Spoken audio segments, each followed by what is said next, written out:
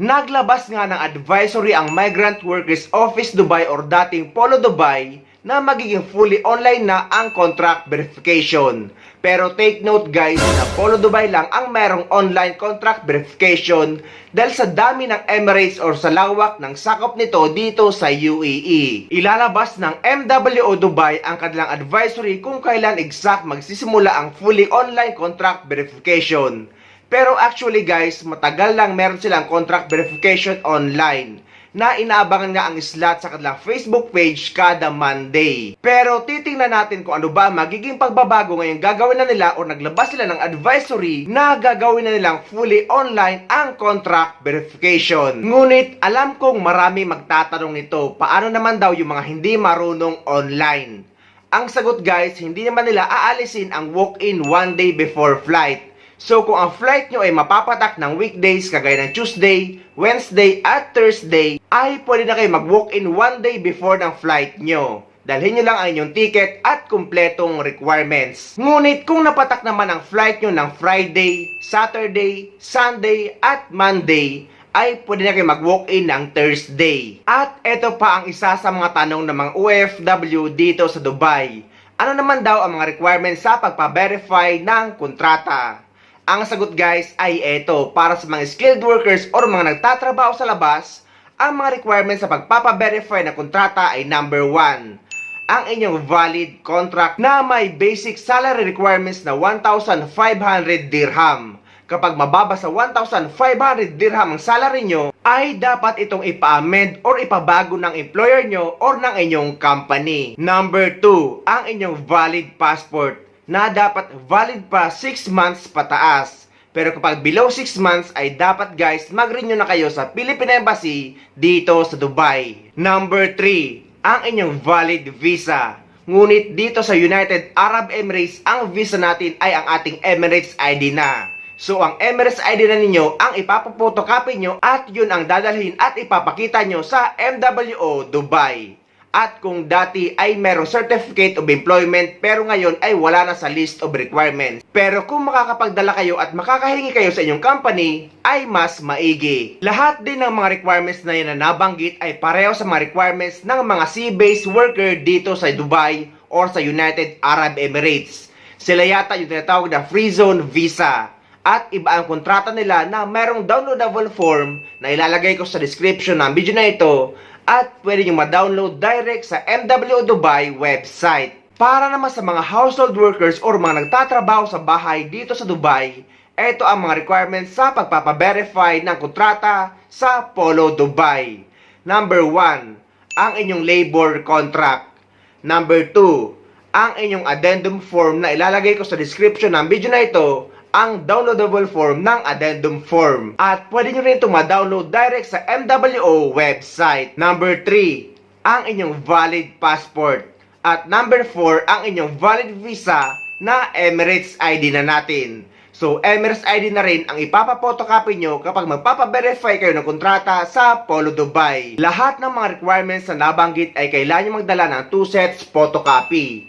Dahil yung isang set ay kukunin nila at yung isang set naman ay ibabalik nila sa inyo na may tatak na verified na ang kontrata nyo. At para sa karagdagang mga impormasyon ay bisita yung MW website at dapat guys naka-follow kayo sa Facebook page ng MWO Dubai para updated kayo sa mga update or mga pangyayari sa mga OFW dito sa Dubai. At after nyo mapasok ang website ay i-click nyo yung MWO service. At i-click nyo yung contract verification at i-scroll nyo lang at makikita nyo na dyan ang mga requirements at dapat gawin kapag magpapa-verify kayo ng kontrata sa kanila. Sa mga for renewal na lang din ng OWA membership na hindi uuwi sa Pilipinas, ngunit nagtatrabaho pa rin sa parehong employer at dati nang rehistrado sa OWA or dati nang may OWA membership. Kailangan nyo lang mag-walk-in or hindi na kailangan ng appointment kapag magre-renew kayo ng inyong OWA membership sa Polo Dubai. Pwede na kayo sumadya sa kahit anong araw. Dalhin nyo lang ang mga requirements kagaya ng inyong valid contract, any proof of employment, ang inyong valid passport, Emirates ID at 92 dirham para sa inyong OWA membership renewal. Ngunit sa mga wala namang oras or walang pagkakataon na makapunta sa Polo Dubai or MW Dubai para makapag-renew ng kanilang OWA membership, ay pwede kayo magpa-renew ng inyong OWA membership sa kamag-anak nyo sa Pilipinas.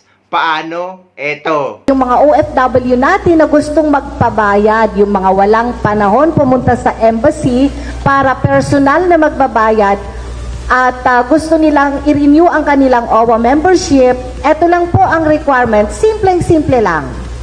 Ipadala nyo rito sa Pilipinas ang inyong work permit, employment contract, first page ng inyong passport kasama yung picture nyo na mayroong signature, at saka authorization nyo na ipapabayad nyo ang inyong OWA membership nyo dito sa Pilipinas. Ganun lang po kasimple para makabayad na po ang inyong nearest of kin para ma-renew ang inyong OWA membership. Yes, tamang-tama po yan, Ma'am Jane. At doon sa ating valid visa sa ating mga kontrata, pwede po ninyong ipadala yan through messenger. I-send nyo lang po sa mga messenger ng inyong mga kamag-anak dito at ipapaprint na lang po nila yan dito sa Pilipinas. Hindi nyo na po kailangan i-courier. Through messenger na lang po yan or email. Ayan. Ayan, nakikita nyo sa screen yung mga documents po na kailangan po ninyong i-provide pag nag-renew po kayo ng membership ng inyong kapamilyang OFW. Pwede nyo po itong i-screenshot para hindi nyo po makalimutan. At eto pa ang madalas na tanong ng mga OFW. Sino-sino ba ang makailan magpa-verify ng kontrata sa Polo Dubai? At paano naman daw yung mga documented OFW na pumunta sa ibang bansa? Eto guys, panoorin ninyo. Napakarami nagtatanong nito na kung paano daw kung documented OFW ka na napumunta sa ibang bansa, meaning dumaan sa legit manpower agency, dumaan sa DMW, OWA at sa PIDUS. At meron ng UEC at meron ng Polo verified contract galing sa employer sa ibang bansa at pinadala sa'yo sa Pilipinas at daladala mo papunta sa ibang bansa.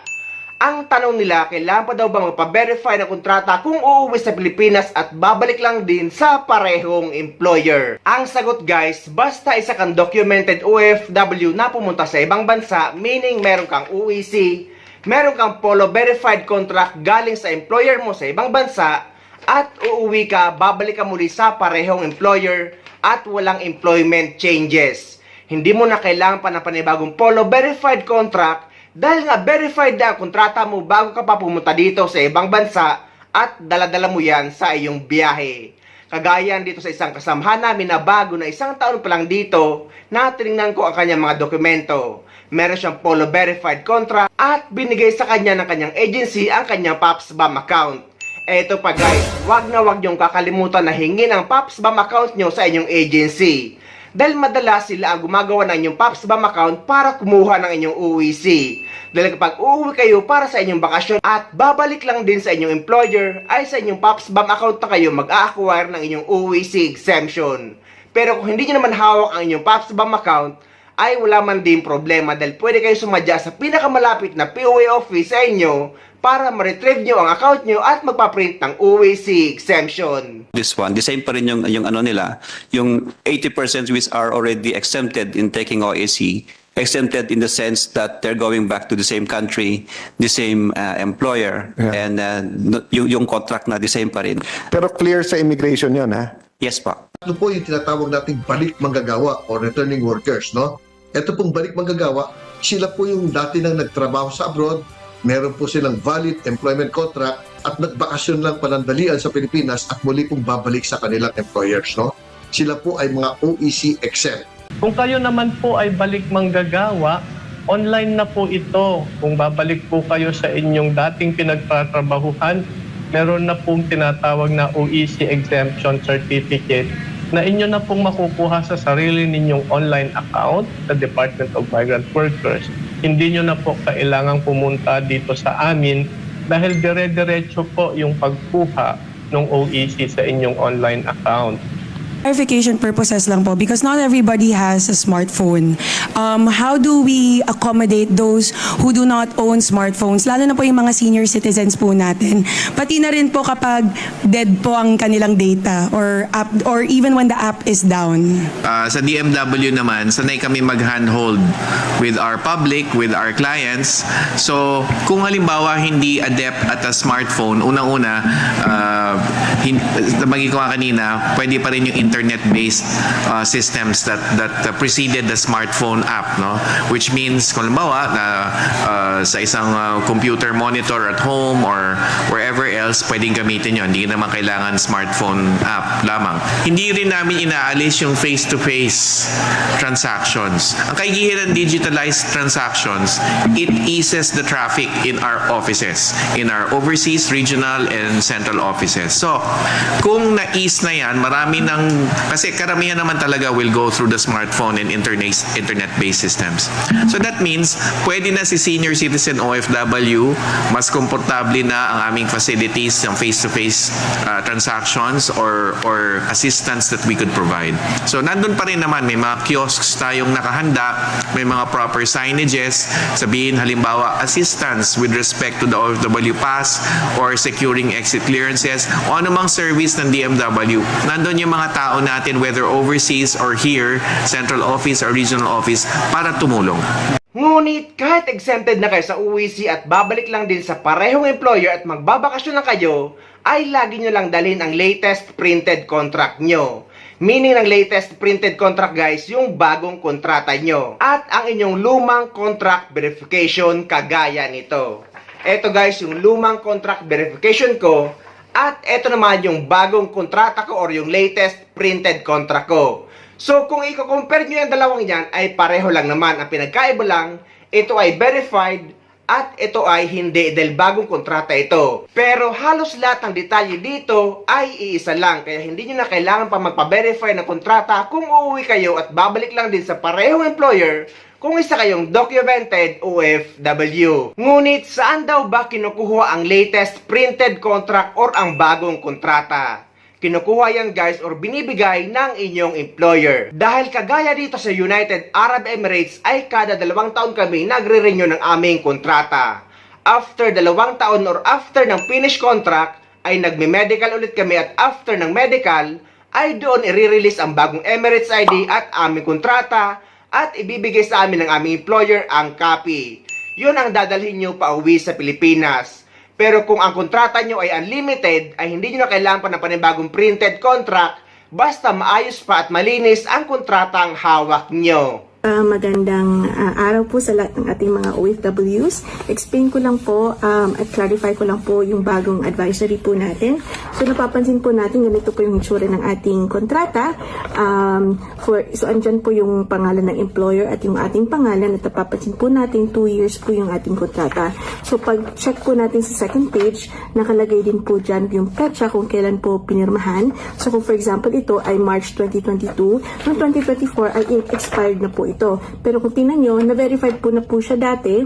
So ano pong gagawin? Kung uuwi po ako ngayong taon, gagawa lang po ako ng panibagong kontrata. So for example, ito po, same pa rin po ang employer, pero pirmahan ko pa rin po, hindi ko na po kailangang ipa-verify ito.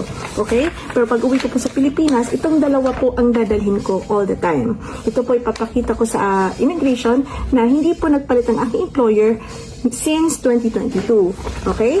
And then, para naman po sa mga workers na open contract or walang duration ng kanilang contract or indefinite, hindi na po kailangan mag-issue ng bagong kontrata. Yun na po. Salamat. Ngunit para sa mga OFW na paulit-ulit na natin sinasabi, ngunit marami pa rin nagtatanong at nalilito na kapag may employment changes, for example, lumipat ng kumpanya or nag-change employer, nag-change job site, nag-change company name kahit pareho pa rin ang owner, nag-change position, at nag-change ng marital status na babae na napalitan ang apelyido sa visa, passport at kontrata, at yung mga OFW na galing sa visit visa na nag-employment visa sa ibang bansa.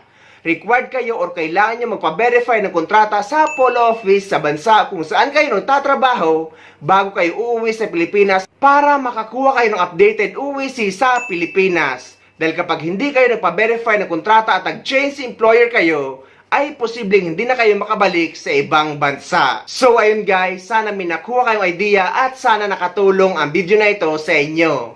At sa mga hindi pa dyan nakasubscribe sa channel ko, please don't forget to subscribe my YouTube channel and please click the notification bell para lagi kayo updated sa mga upcoming videos na gagawin ko tungkol sa mga updates sa ating mga OFW. Mula dito sa Dubai, maraming salamat.